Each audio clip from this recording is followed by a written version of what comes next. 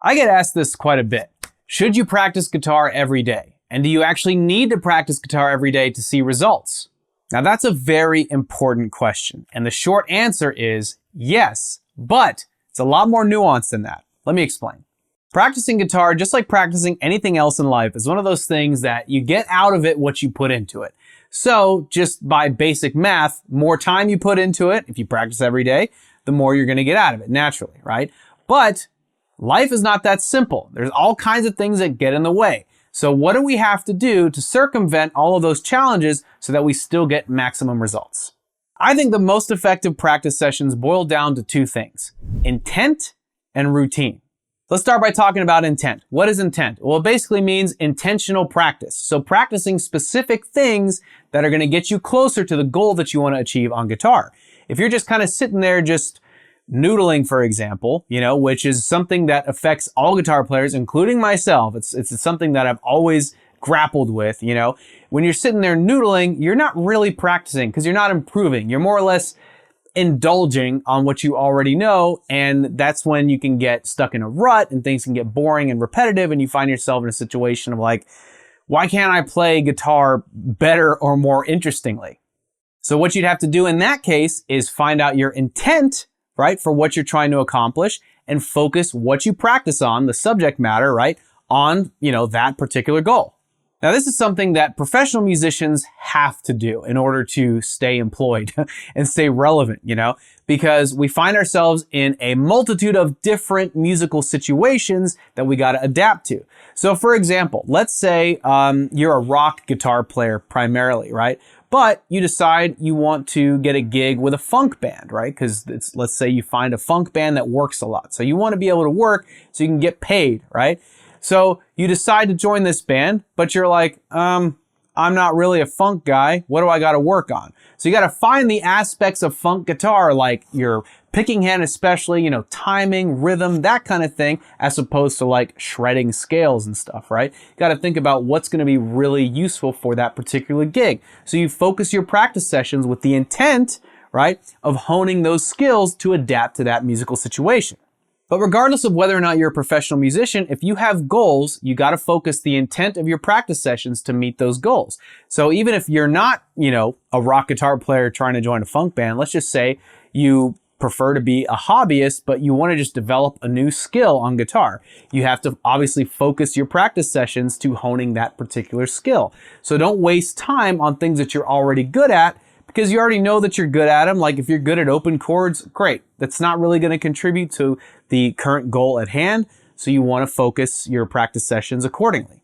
Now let's talk about routine, something the human brain really likes.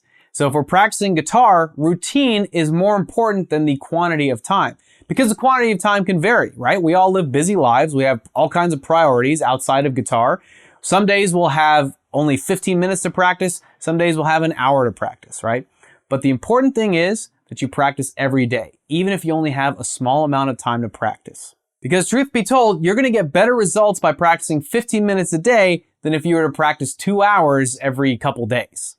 And 15 minutes a day is not a big ask. If you're one of those people that is just monumentally busy, right? Even then, 15 minutes, you can spare 15 minutes. Even if you got to wake up 15 minutes earlier. You just have to prioritize guitar the same way you prioritize everything else that's the most important in your life. If you do that, it's easy to make the time.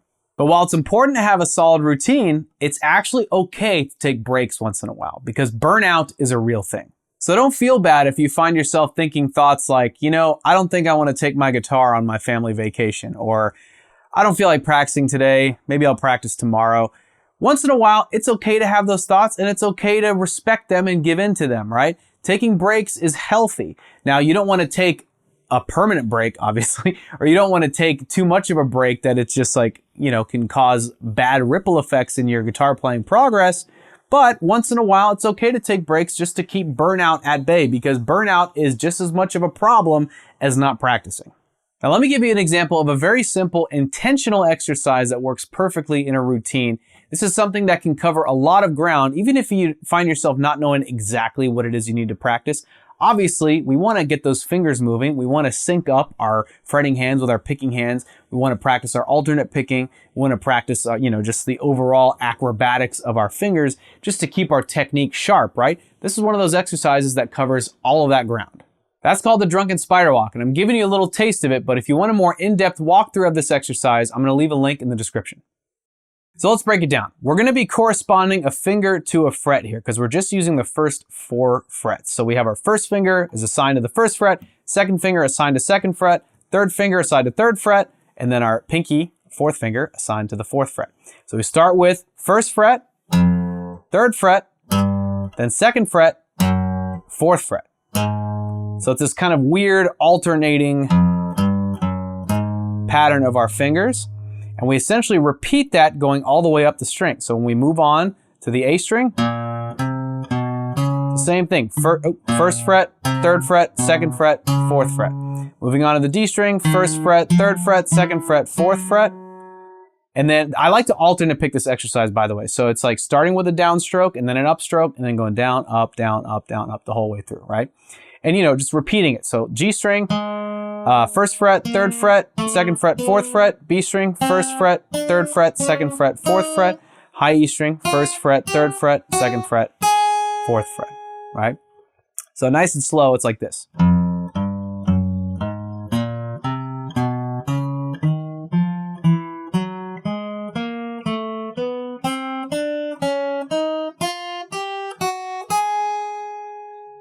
So that's an example of a quick and simple exercise that covers a lot of ground with building your technique that you can easily throw into a 15-minute practice session. So despite all of the obstacles that life can throw at us, we can rise above that and achieve maximum results with our practice sessions as long as we focus on intent and routine. And to help you take your practice sessions even further, I've got a gift for you. It's a free practice session cheat sheet. This is going to give you the guidance that you need to get maximum results in your practice sessions in the minimum amount of time. Like the sound of that? Well, be sure to click here to claim your copy or check the link in the description box. If you enjoyed this lesson, be sure to hit that like button and consider subscribing to our YouTube channel, and be sure to check out our other relevant lessons right over here.